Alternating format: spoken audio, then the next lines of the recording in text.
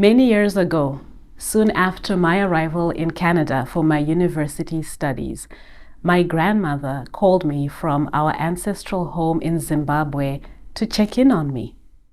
She asked me if I had paid homage to the chief of the land I was on. She reminded me that as the granddaughter of a Karanga chief, it was important that I acknowledge the people whose land I was living on.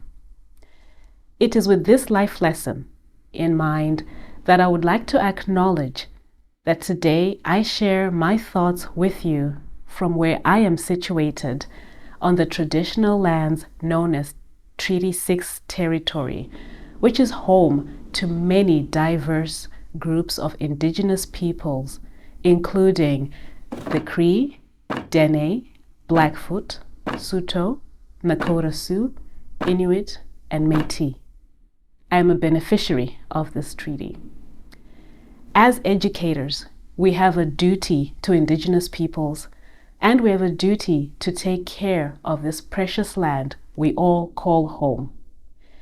As I share with you what I have learned and am still learning about the discursive limitations of diversity and inclusion and what needs to be done to achieve equity in post-secondary contexts, I center the need to address coloniality and its ongoing impact on the indigenous peoples of this land and on the peoples here in Canada who hail from many other lands that were and still are experiencing coloniality.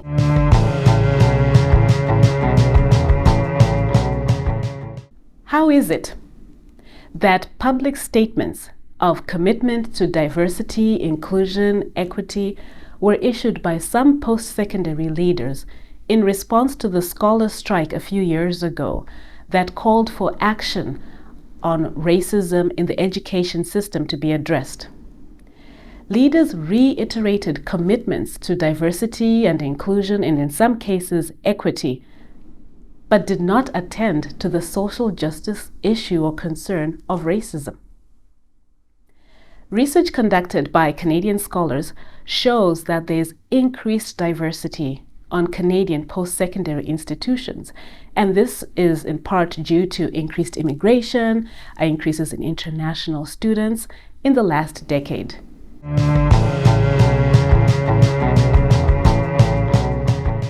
There have also been increased demands to address social justice issues or concerns such as race, gender, sexual orientation through calls made by movements such as Black Lives Matter, the Scholars Strike, Me Too, Students for Change, LGBTQ2SI+, the Truth and Reconciliation Calls to Action, among many more. The demographic shifts occurring in the Canadian population and on post-secondary campuses have implications for post-secondary leaders who are tasked with providing educational learning experiences that attend to the needs of the diverse student population. But exactly how do leaders of post-secondary institutions who have made public commitments of values to diversity, inclusion, and equity make meaning of these concepts in the current context? To find out how leaders make meaning of these concepts, I interviewed 9 post-secondary leaders in Alberta who held different leadership positions. Among them were vice president, deans, associate deans, program chairs, managers, and directors.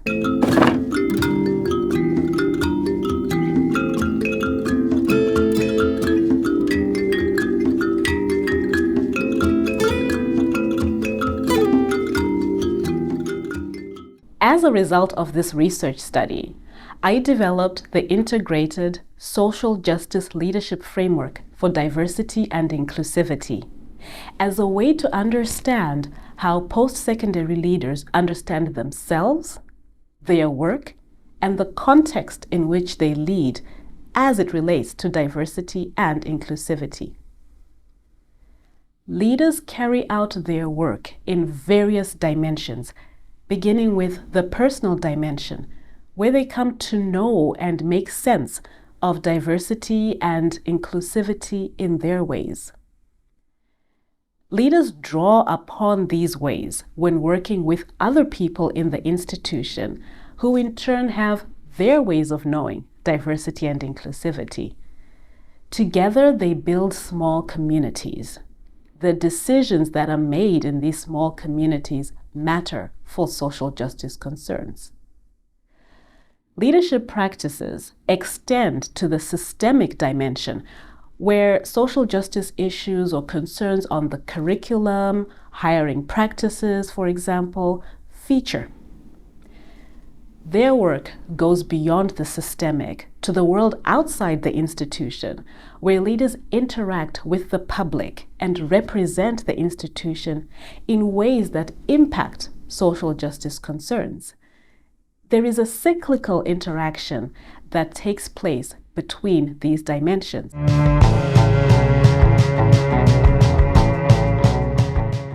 My conversations with the 9 post-secondary leaders revealed 5 themes. I will share with you some of these leaders' thoughts. To understand, interpret, and enact the values of diversity and inclusivity in educational contexts, leaders draw on their personal socio-historical experiences. Alex, a program chair, shared, "I have made intentional choices to work in a post-secondary that is about diversity and inclusion. And a lot of that stems from the things that I saw happen to my brother in our childhood."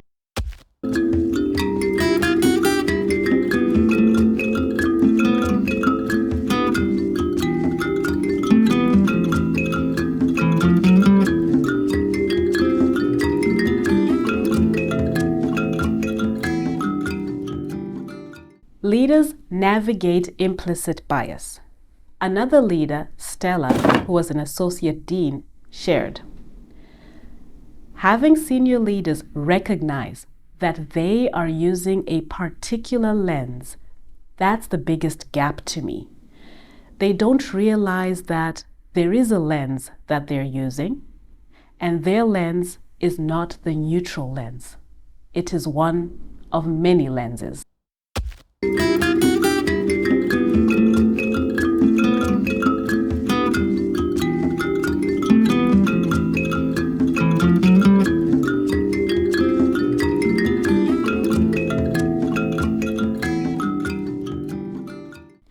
Leaders engage their institution's strategic direction on diversity and inclusivity.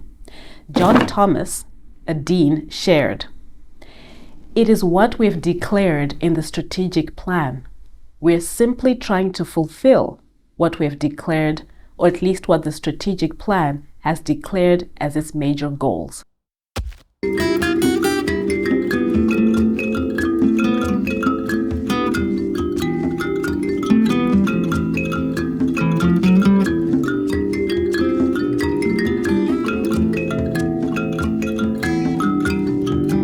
Leaders encounter issues of representational diversity.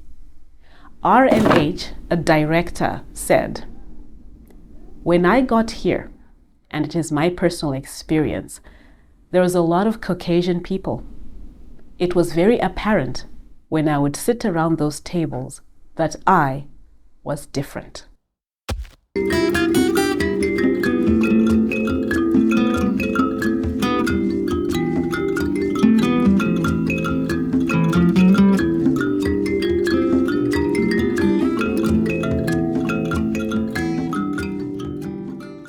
Finally, leaders situate diversity and inclusivity in the provincial socio-political context. Marlon, a program manager, said, "We have a provincial government that is very much not aligned. The impression it gives is that it is inclined to be supportive of more diversity. The very tenets of their platforms is the antithesis of that."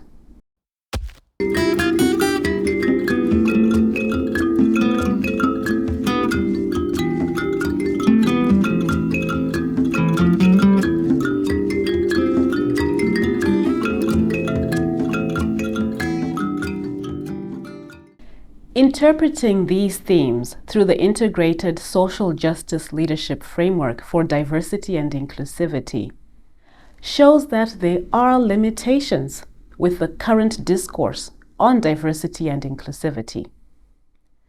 The current discourse has limitations in that institutional structures of power, inequity, coloniality, racism, white Eurocentric ways of knowing, among more, are left intact.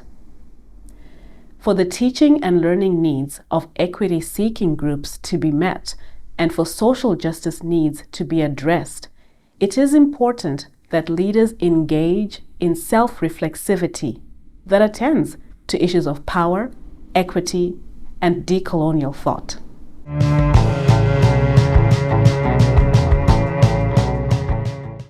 Leaders in this study were largely silent on critical approaches to leadership in post-secondary contexts, such as issues of historical assumptions of white Eurocentric systems of knowledge, decolonization, colonial ways of knowing, and questions of racism. Leaders in this study acknowledged social difference markers of race and gender. However, not all the leaders shared reflections on their positions of power and privilege. The racialized leaders in this study reflected on the role that their racial identities played in their leadership practices. They shared that tensions arise when leading for social justice. Tensions in practice arise when there's a pursuit of inclusivity efforts that challenge or unsettle the dominant discourse.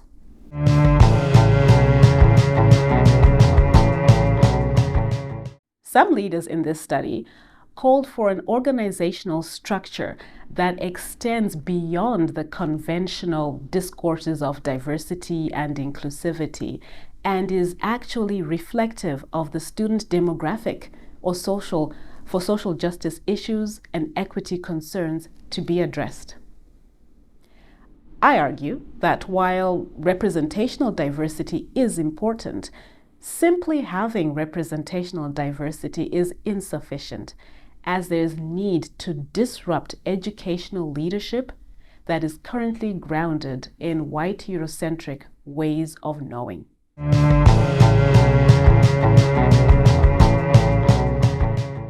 Such a disruption calls for the decolonization of post-secondary leadership.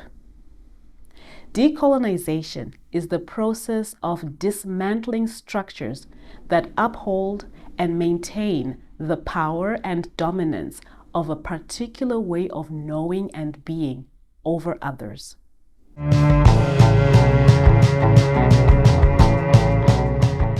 Canadian scholar Dr. Anne Lopez proposed that educational leaders engage the restoring and promoting capacity framework in challenging colonialism in educational leadership. In this framework, decolonizing education is the process that calls for restoring capacity for those whose knowledge and ways of knowing have been erased through colonialism. It is also a framework that calls for promoting capacity in all educators seeking to challenge the vestiges of colonialism.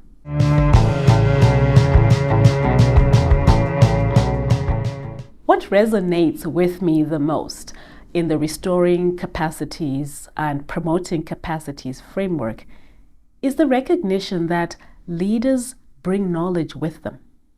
It is a model that does not approach leadership from a deficit perspective.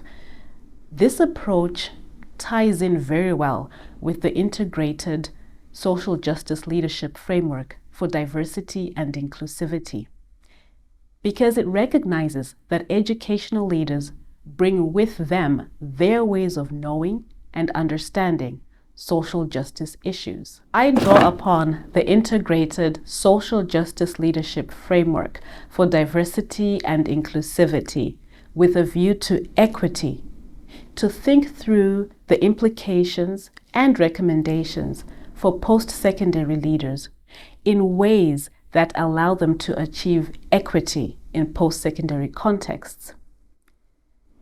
An example of this framework in action that moves beyond the discursive limitations of diversity and inclusivity is the Anti-Racism Curriculum and Pedagogy Toolkit developed at Norquest College. I am the Dean Sponsor for this Reimagine Higher Education project, responsible for developing the toolkit.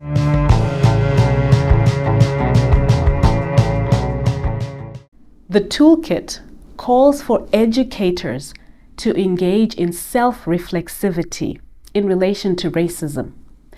This requires educators to reflect upon their ways of knowing within the various dimensions in which they operate, whether it's teaching, curriculum development, or leading. The toolkit provides space for promoting capacity in anti-racism education and restoring capacity as it provides mechanisms and strategies to engage in self-reflexivity and criticality in teaching approaches.